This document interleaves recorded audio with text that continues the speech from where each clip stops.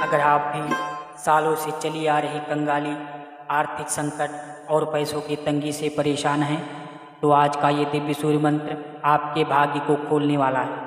कहते हैं जब सूर्यदेव प्रसन्न हो जाते हैं तो बंद किस्मत भी ऐसी चमकती है जैसे अंधेरी रात में उजाला फैल जाए। बस इस मंत्र को श्रद्धा से सुने और चमत्कार को अपनी आंखों से होते हुए देखें। सूर्य प्रकाश ऊर्जा, तेज और समृद्धि का प्रतीक है। हिंदू शास्त्रों में सूर्यदेव को अन्नदाता कहा गया है, यानी जो जीवन में धन, स्वास्थ्य और सौभाग्य प्रदान करते हैं। जो व्यक्ति सूर्य मंत्र का जाप करता है उसके जीवन से अंधकार मिट जाता है। कहा जाता है कि इस मंत्र की ध्वनि से ऐसे कंपन पैदा करती है जो घर में धन प्रवाह को सक्रिय कर देती है। जब सूर्य की कृपा होती है तो किस्मत ऐसे घूमती है कि बंद रास्ते खुलने लगते हैं। जहाँ पहले गरीबी का अंधेरा था वहाँ पैसा, अवसर, सफलता अपने आप आने लगता है। नौकरी हो या व्यवसाय, रुके हुए कार्य चल पड़ते हैं। कर्ज से मुक्ति मिलने लगती है और जीवन में धन वर्षा का चमत्कार शुरू हो जाता है। जन्मों जन्म की दरिद्रता तब खत्म होती है जब व्यक्ति अपने भीतर की ऊर्जा को जागृत करता है। सूर्य मंत्र उस शक्ति को सक्रिय करते हैं।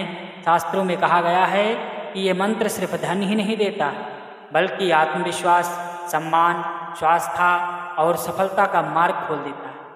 ये मंत्र सुनते ही मन, शरीर और वातावरण में एक तेज फैलता है और वह तेज कंगाली के सारे ताले को खोल देता है।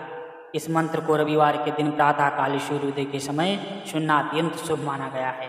अगर आप नियमित रूप से 21 दिनों तक इस मंत्र का जाप श्रद्धा और विश्वास और ध्यान के साथ सुनेंगे तो आपके जीवन में धन, सौभाग्य और नई ऊर्जा का अनुभव होगा।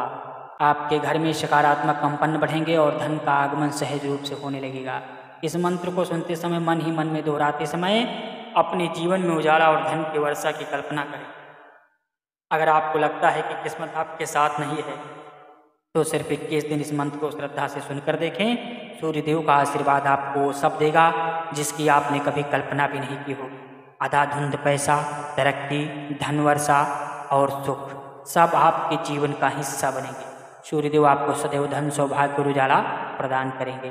तो चलिए इस मंत्र का जाप शुरू करते हैं। ओम आदित्याय विद्महे भास्कराय धीमहि तन्नः सूर्यः प्रचोदयात्। ओम आदित्याय विद्महे भास्कराय धीमहि तन्नः सूर्यः प्रचोदयात्। ओम आदित्याय विद्महे भास्कराय धीमहि तन्नः सूर्यः प्रचोदयात्। ओम आदित्याय विद्महे भास्कराय धीमहि तन्नः सूर्यः प्रचोदयात्। ओम आदित्याय विद्महे भास्कराय धीमहि तन्नः सूर्यः प्रचोदयात्। ओम आदित्याय विद्महे भास्कराय धीमहि तन्नः सूर्यः प्रचोदयात्। ओम आदित्याय विद्महे भास्कराय धीमहि तन्नः सूर्यः प्रचोदयात्। ओम आदित्याय विद्महे भास्कराय धीमहि तन्नः सूर्यः प्रचोदयात्। ओम आदित्याय विद्महे भास्कराय धीमहि तन्नः सूर्यः प्रचोदयात्। ओम आदित्याय विद्महे भास्कराय धीमहि तन्नः सूर्यः प्रचोदयात्। ओम आदित्याय विद्महे भास्कराय धीमहि तन्नो सूर्यः प्रचोदयात्। ॐ आदित्याय विद्महे भास्कराय धीमहि तन्नो सूर्यः प्रचोदयात्।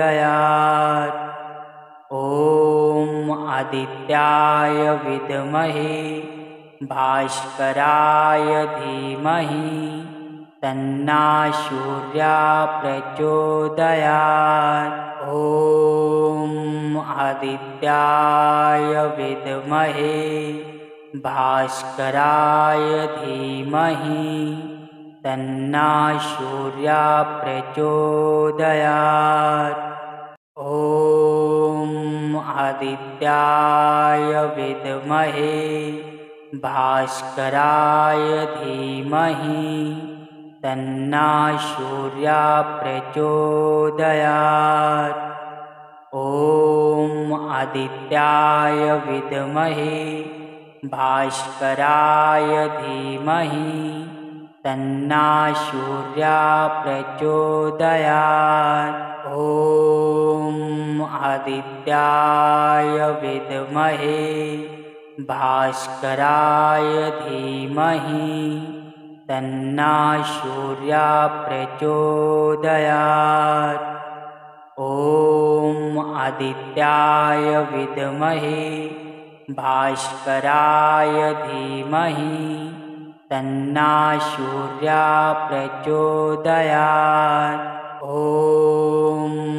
आदित्याय विद्महे भास्कराय धीमहि तन्नो सूर्यः प्रचोदयात्।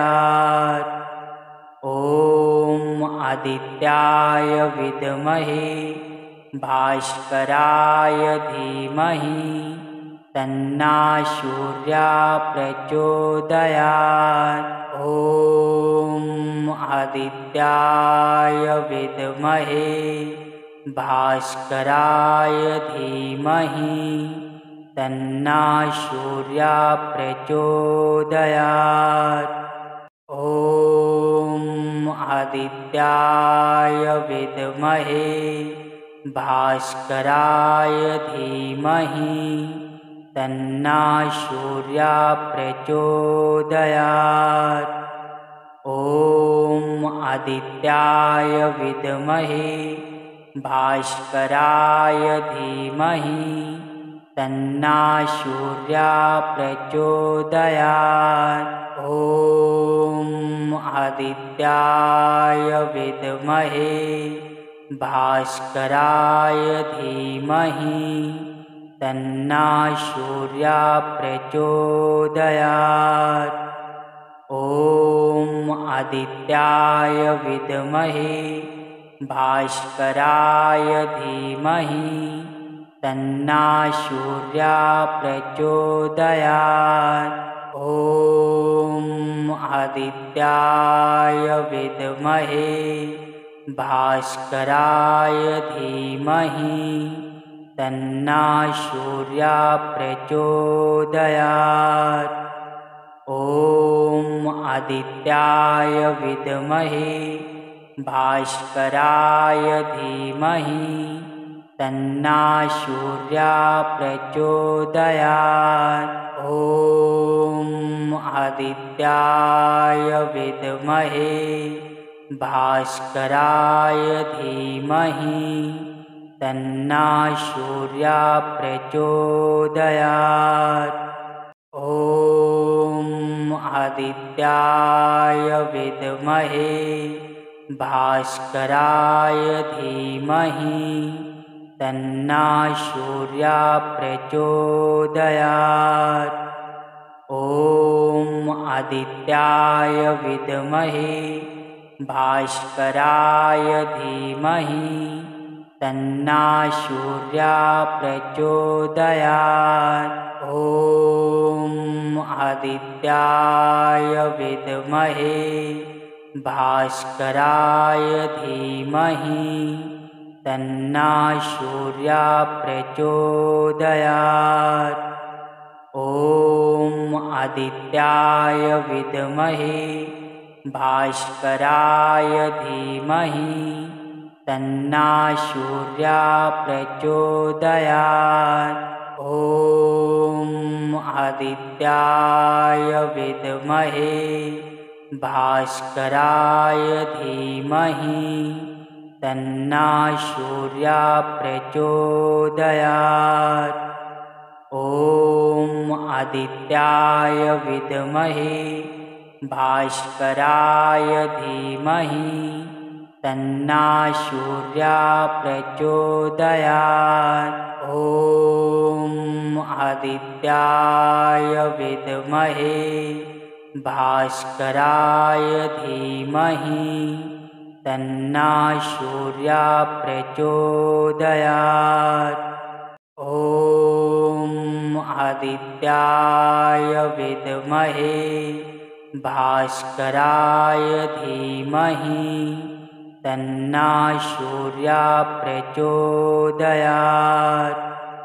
ॐ आदित्याय विद्महे भास्कराय धीमहि तन्ना सूर्या प्रचोदयात्।